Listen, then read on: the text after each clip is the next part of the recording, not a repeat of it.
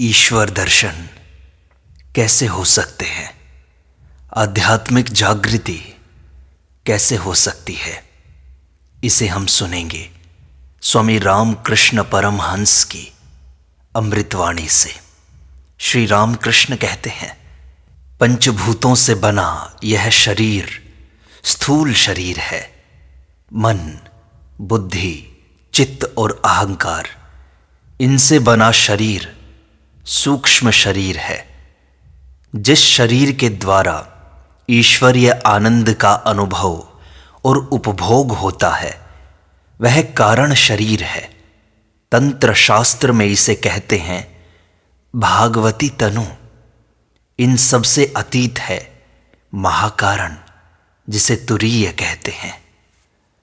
बहिर्मुख अवस्था में मन स्थूल वस्तुओं को देखता है। उस समय वह अन्नमय कोश में रहता है। अंतर्मुख अवस्था मानो बाहरी दरवाजे बंद करके घर के भीतर प्रवेश करने जैसा है। उस समय मन सूक्ष्म शरीर से कारण शरीर में, फिर कारण शरीर से महाकारण में आ पहुंचता है। इस अवस्था में मन लीन हो जाता है। फिर उसके बारे में कुछ नहीं कहा जा सकता। चैतन्य देव की 3 अवस्थाएं होती थी। पहली, बाह्य दशा। इस समय उनका मन स्थूल शरीर तथा सूक्ष्म शरीर में रहता। दूसरी, अर्ध बाह्य दशा। इस समय उनका मन कारण शरीर में कारण आनंद का उपभोग करता। तीसरी, अंतर्दशा। इस समय उनका मन महाकारण में विलीन हो जाता था। वेदांत के पंचकोशों के साथ इनका सुंदर मेल है। स्थूल शरीर अर्थात अन्नमय और प्राणमय कोश, सूक्ष्म शरीर अर्थात मनोमय और विज्ञानमय कोश, कारण शरीर अर्थात आनंदमय कोश। महाकारण पंचकोशों से अतीत है। जिस समय चैतन्य देव का मन महाकारण में लीन हो जाता, उस समय वे समाधि मग्न हो जाते। इसी का नाम निर्विकल्प या जड़ समाधि है। अब कुंडलिनी और आध्यात्मिक जागृति की बात करते हैं। बिना कुंडलिनी के जागे चैतन्य प्राप्त नहीं होता। मूलाधार में कुंडलिनी सुप्त रहती है। जाग जाने पर वह स्वाधिष्ठान, मणिपुर आदि चक्रों को भेदती हुई अंत में मस्तक में जा पहुंचती है। तभी समाधि होती है। यह सब मैंने प्रत्यक्ष देखा है। ईश्वर का एक लक्षण यह है, भीतर से महावायु घर घरा कर उठती हुई मस्तक पर जा पहुंचती है। तब समाधि होकर भगवान के दर्शन प्राप्त होते हैं। कुंडलिनी जागरण के समय होने वाली अनुभूति का वर्णन करते हुए श्री रामकृष्ण ने कहा था, वह सरसर करती हुई पैर से सिर की ओर उठती है। जब तक वह सिर तक नहीं पहुंचती तब तक मेरे होश रहते हैं, पर ज्यों ही वह सिर पर चढ़ जाती है त्यों ही मैं बिल्कुल बेसुध हो जाता हूं। तब देखना सुनना तक बंद हो जाता है। फिर बातचीत करने का सवाल कहां? बातचीत करे कौन? मैं, तुम, यह बुद्धि ही चली जाती है। मैं सोचा करता हूं कि तुम लोगों को सब बताऊं। उसके ऊपर उठते समय क्या क्या दर्शन होते हैं सब बताऊं। जब तक वह यहां तक या ज़्यादा से ज़्यादा यहाँ तक उठ जाती तब तक बताया जा सकता है, और मैं बताता भी हूँ। पर जैसे ही वह कंठ से पार चली जाती है, उससे ऊपर उठ जाती है, वैसे ही मानो कोई मेरा मुंह पकड़कर दबा देता है। तब सब गड़बड़ हो जाता है। मैं कुछ संभाल नहीं पाता। कंठ के ऊपर चढ़ने से जो दर्शन होते हैं उन्हें बताने के लिए जैसे ही मैं उनका विचार करता हूं, वैसे ही मेरा मन झट से ऊपर चला जाता है। फिर मैं कुछ बता नहीं पाता। कंठ से ऊपर वाले चक्रों में मन के पहुंचने पर जो दर्शन होते हैं, उन्हें बतलाने के लिए श्री रामकृष्ण ने कितनी बार प्रयत्न किया, पर उन्हें हर बार असफल होना पड़ा। एक दिन उन्होंने बड़े निश्चय के साथ उन बातों को बतलाना आरंभ किया। मन को कंठ तक चक्रों पर पहुंचने पर जो दर्शन आदि होते हैं, उनका उन्होंने भली भांति वर्णन किया। फिर बाहों के मध्य स्थल का निर्देश करते हुए वे बोले, मन के इस स्थान पर पहुंचते ही जीव को परमात्मा के दर्शन होते हैं और वह समाधि मग्न हो जाता है। तब परमात्मा और जीवात्मा के बीच केवल एक स्वच्छ पतला सा पर्दा ही आड़ रह जाता है।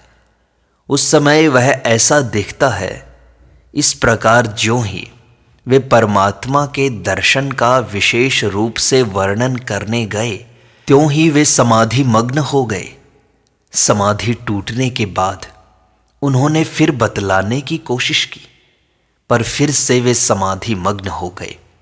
इस तरह बार बार प्रयत्न करने के बावजूद असफल होकर उन्होंने अश्रुपूर्ण नेत्रों से कहा, अरे मैं तो सचमुच चाहता हूं कि तुम लोगों को सब बातें बताऊं, थोड़ा भी न छिपाऊं, पर मां किसी हालत में बताने नहीं देती, मेरा मुंह पकड़ लेती है।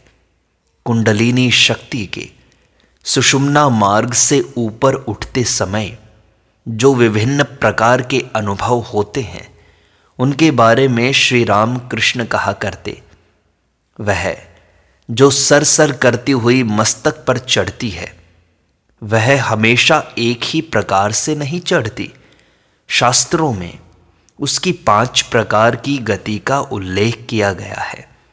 पहली, पिपीलिका गति, जैसे चींटियां मुंह में खाने की चीज को लेकर एक कतार में सुरसुराती हुई चली जाती हैं, वैसे ही पैरों में एक किस्म की सुरसुराहट सी शुरू होकर वह क्रमशः धीरे धीरे ऊपर की ओर उठने लगती है।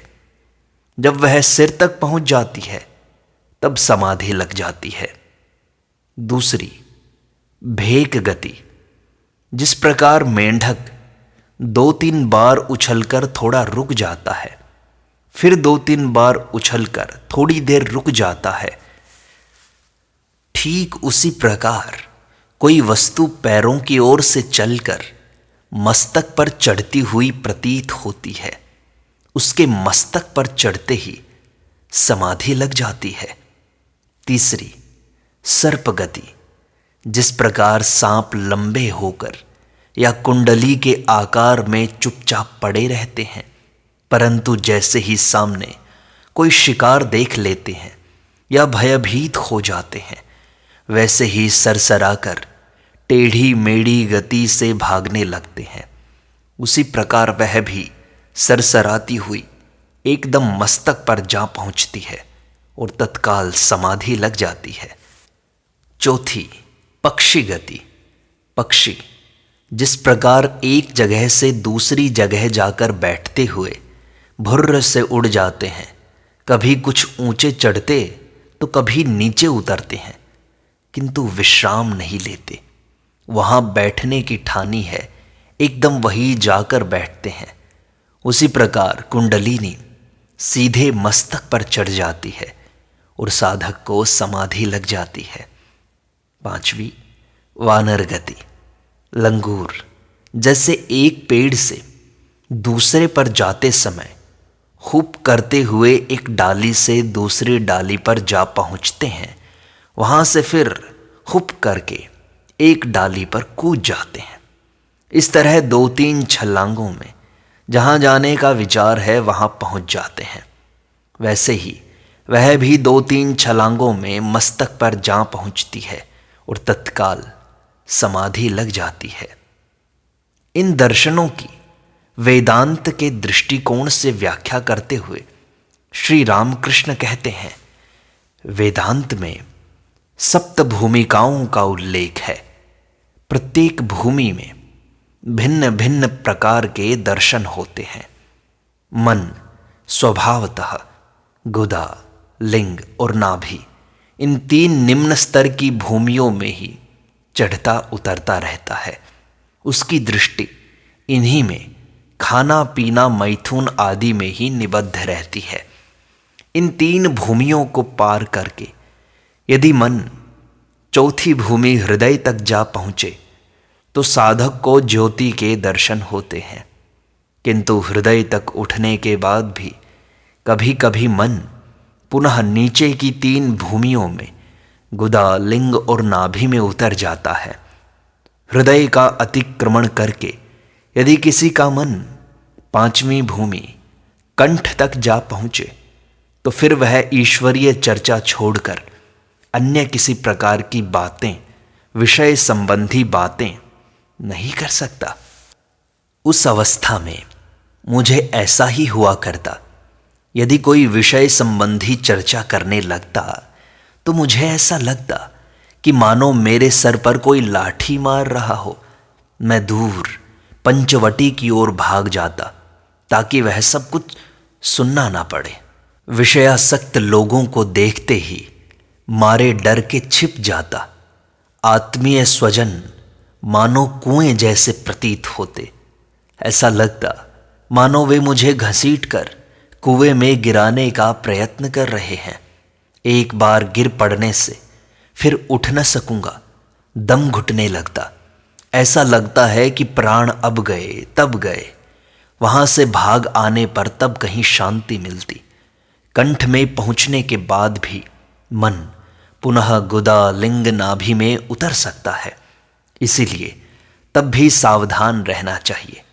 फिर कंठ का अतिक्रमण करके यदि किसी का मन भौहों के मध्य स्थल तक जा पहुँचे तो फिर उसके पतन की आशंका नहीं रहती।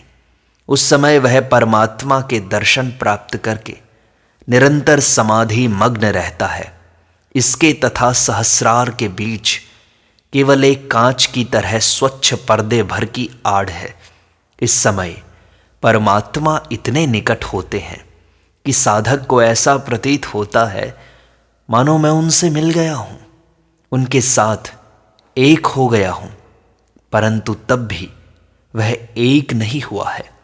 यहाँ से मन यदि कभी नीचे उतरे तो अधिक से अधिक कंठ या हृदय तक ही उतरता है, उसके नीचे नहीं उतर सकता।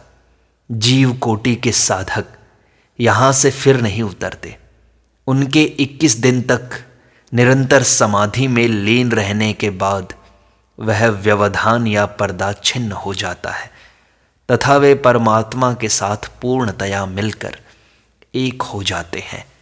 सहस्रार में परमात्मा के साथ संपूर्ण एक हो जाना ही सप्तम भूमि में चढ़ना है। ईश्वर का साक्षात्कार 2 प्रकार का होता है। एक में जीवात्मा तथा परमात्मा का योग होता है, दूसरे में ईश्वरीय रूपों के दर्शन होते हैं। पहला ज्ञान है और दूसरी भक्ति। सचमुच ही ईश्वर को देखा जा सकता है। जैसे इस समय हम तुम बैठकर बातचीत कर रहे हैं, इसी तरह उनके दर्शन तथा उनसे संभाषण हो सकते हैं। मैं सच कहता हूं, शपथ पूर्वक कहता हूं, ईश्वर विभिन्न रूपों में प्रकाशित होते हैं। शुद्ध हृदय भक्त इन ईश्वरीय रूपों को देख सकते हैं। ईश्वर की कृपा से भीतर दिव्य भागवती तनु निर्मित होती है, उसमें दिव्य इंद्रियां होती हैं। उन्हीं के द्वारा इन रूपों के दर्शन होते हैं। केवल सिद्ध पुरुष ही इन्हें देख सकते हैं। क्या ईश्वर के दर्शन इन चर्म चक्षुओं से ही होते हैं? इस प्रश्न के उत्तर में श्री राम कृष्ण ने कहा, नहीं, उन्हें इन चर्म चक्षुओं से नहीं देखा जा सकता। साधना करते करते साधक के भीतर एक प्रेम की दाह उत्पन्न होती है। उसमें प्रेम के नेत्र, प्रेम के कर्ण होते हैं। उन्हीं प्रेम नेत्रों से उनके दर्शन होते हैं, उन्हीं प्रेम कर्णों से उनकी वाणी सुनाई देती है। अनाहत ध्वनि सदा अपने आप उठ रही है। यह प्रणव ध्वनि है, यह परब्रह्म से आ रही है। योगी इसे सुन पाते हैं, विषयासक्त जीव इसे नहीं सुन पाते। योगी समझ सकते हैं कि यह ध्वनि एक ओर नाभि में से उठती है और दूसरी ओर उस क्षीरोदशायी परब्रह्म से उठती है।